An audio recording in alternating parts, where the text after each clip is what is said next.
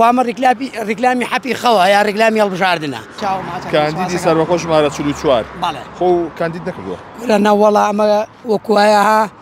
لە پڕ ئەکەویتە خوارەوە لە بینایەک سەرتە تەقی خۆش و نازانی مۆخ بەرەوکیەوە ڕۆیوە ئەمەیان بۆ داناوم سەری ئەمەش عارە بۆ منیان نووسیوە تخوامە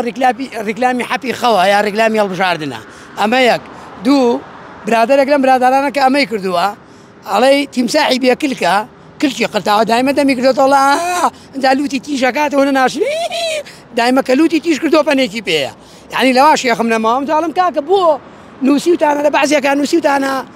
پاشای هەژاران من خۆمە بێت دوو پاشا خزمەتم کە ئەمە یەک مەلیک الفقەرایان نووسیوە دوو مەلیکە بێ قەرزی لێ بکەم